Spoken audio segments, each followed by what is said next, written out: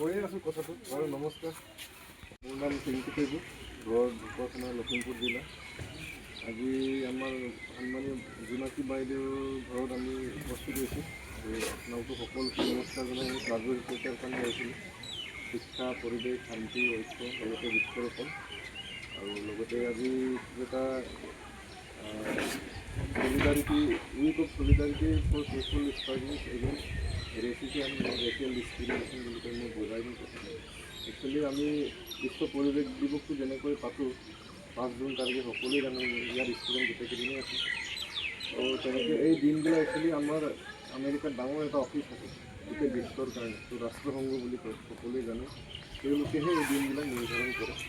ঠিক তেনেধৰণে তেওঁলোকে আজি এই এটা সপ্তাহ তেওঁলোকে পালন কৰে, মানে এই solidarity ৰেচিছন বুলি। এইটো একচুৱেলি মানে ক'বলৈ গ'লে আমাৰ পৃথিৱীত আমি সকলোৱেতো মানুহ হিচাপে জন্ম হৈছোঁ ইজনে সিজনক সহায় কৰিবলৈ, ভালৰ কাৰণে। কিন্তু আমি কি হয়, কিছুমান জাতি দুৰ্বল যেন লাগিলে তেওঁলোকক ডমিনেট কৰে, দবাই ৰাখে, মানে কিবা এটা অধিকাৰ দিব বিচাৰিলেও মানে নাপায়। আৰু কিছুমান এটা ইয়াৰ ফলত মানে এই বিভাজনটোৰ ফলত কিছুমান উন্নত জাত তেওঁলোকে ওপৰলৈ গৈ আছে, আৰু কিছুমান জাত আছে তলতে আছে।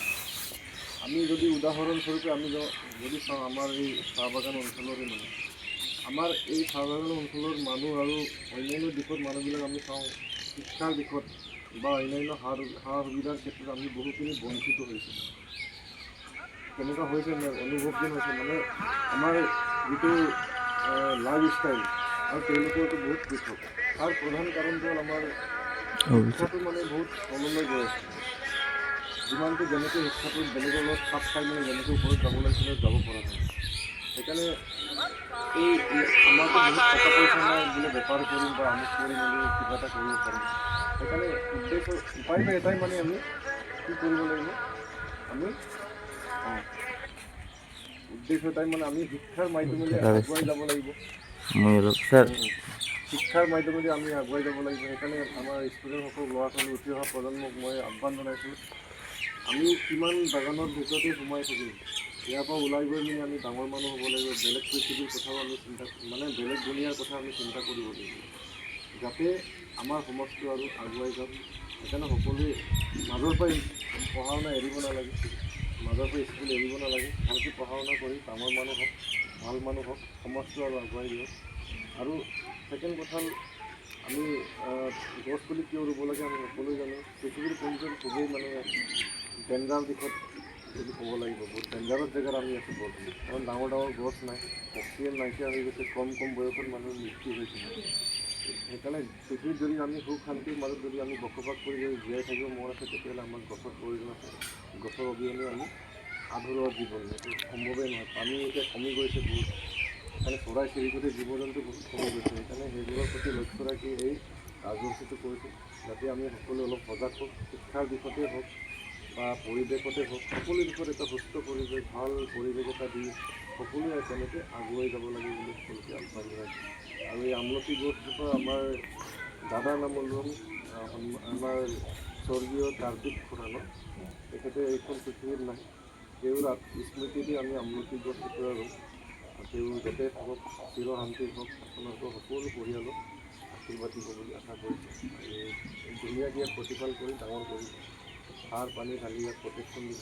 এনেইতো ৰুলেতো নহ'ব, আৰু সকলোৱে এনেকৈ গছ ৰুব লাগে, গছ কাটিব নালাগে, আৰু সকলোৱে এনেকৈ মিলি থাকক। পৃথিৱীৰ দুদিনীয়া জীৱনত আমি মিলা প্ৰীতিৰ মাজত সকলোৱে মানে এটা পৰিয়ালৰ মানুহ বুলি ভাবি জীয়াই থাকিব লাগিব। যিহেতু দুৰ্নীতিও বহুত হৈছে জেগা জেগাত, সেইবিলাকো আমি উঠি অহা প্ৰজন্মই মানে দূৰ কৰিব লাগিব। আমাৰ দৰিদ্ৰতা দুৰ্নীতি এইবোৰ চব আমি সকলোৱে মিলি শেষ কৰিব লাগিব।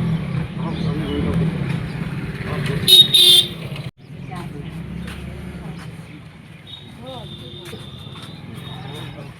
খালে বেছি ভাল।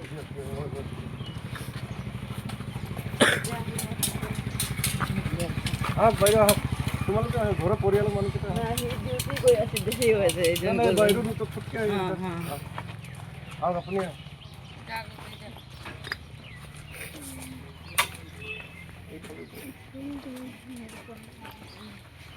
আহক, ফটো উঠাব লাগিব।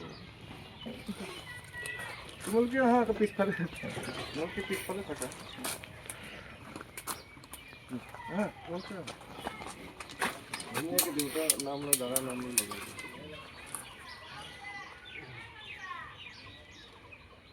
মাতি অলপ দি দিয়া।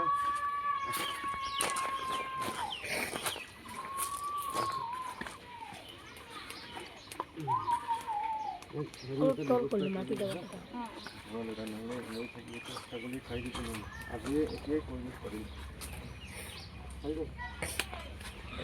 ঠিক আছে, থেংক ইউ দেই।